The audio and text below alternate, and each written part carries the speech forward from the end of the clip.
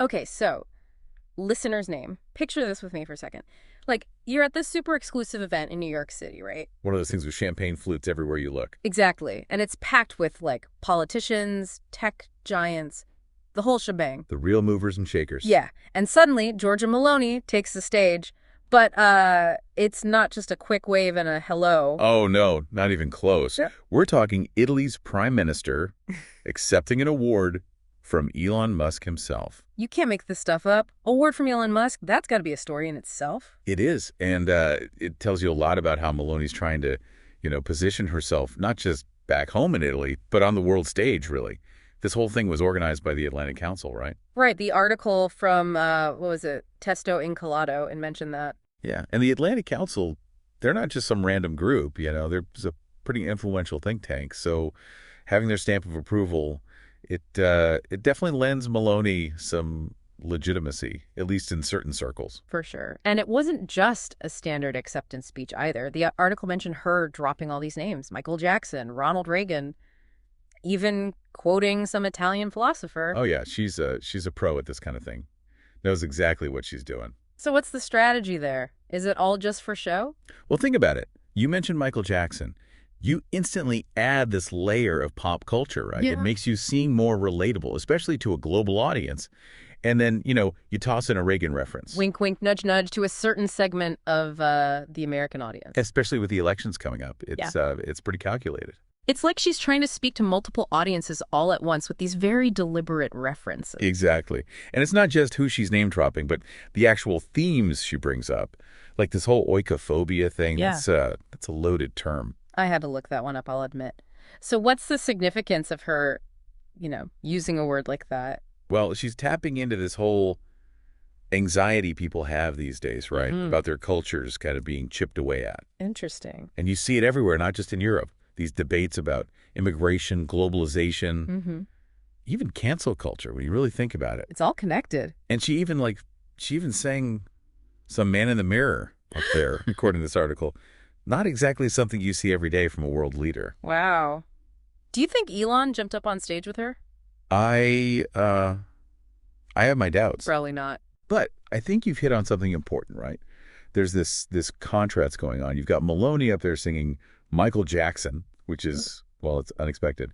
But then in the same breath, she's using these terms like oikophobia, positioning herself as this, defender of Western values, which is a whole other can of worms. Right, because Western values, let's be real, those can mean very different things to different people. Exactly. So it's like she's trying to create this very specific image for herself, part global pop culture icon, part fierce defender of a certain ideology. Exactly. It's a very interesting mix. And the fact that she's doing it on this kind of stage with someone like Elon Musk right there, you got to figure it's all very calculated. And here's where it goes from, like, a calculated public appearance to something, well, a bit more serious.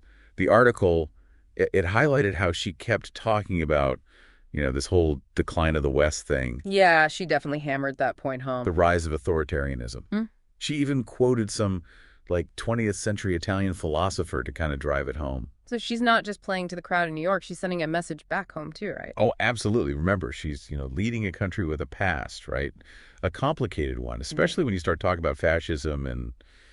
Yeah, it's not exactly ancient history. Exactly.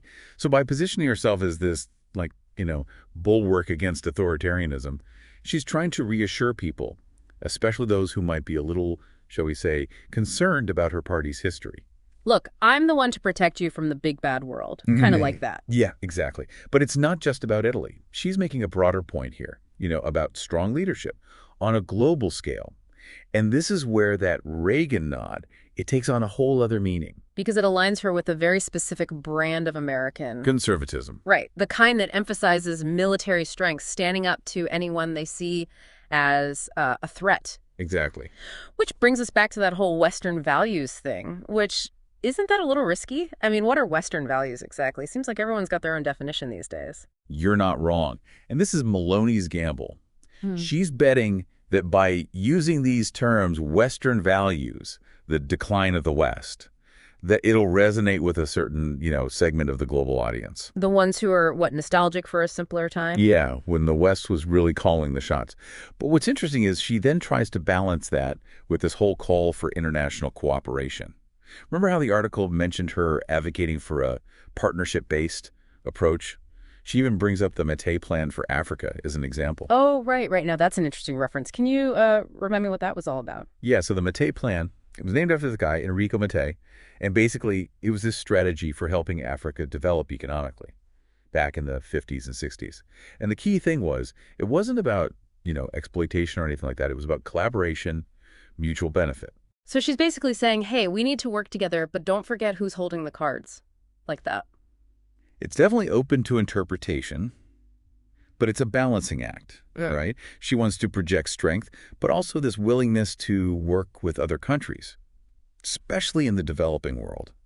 And this is where I thought things might get interesting for you, given your interest in, Yeah, totally. I mean, how often do you hear an Italian prime minister talking about African development plans on a stage like that? It's not exactly a common occurrence. Especially when it's all mixed up with this whole Western values and standing up to authoritarianism thing.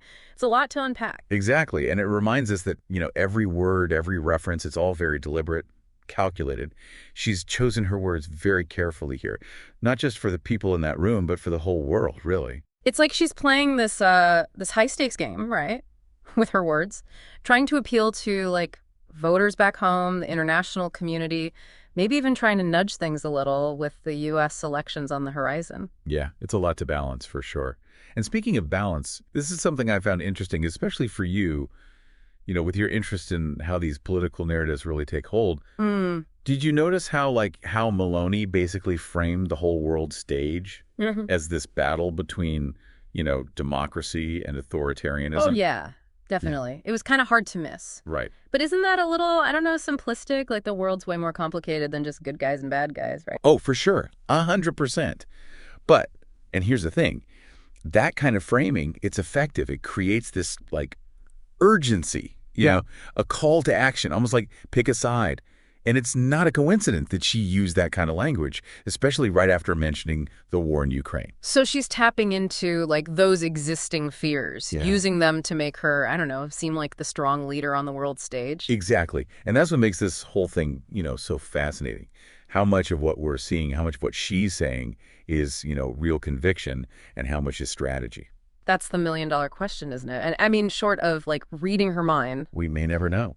But that's what makes these deep dives so interesting, right? Yeah. We start with this one speech, this one article even, and it opens up all these other questions about global politics, the power of the words these leaders use, even just the image Meloni is trying to build for herself. It really makes you think. And it shows that even these kind of stuffy award ceremonies, they can be about way more than just, shaking hands and taking photos. There's a lot going on beneath the surface. Always.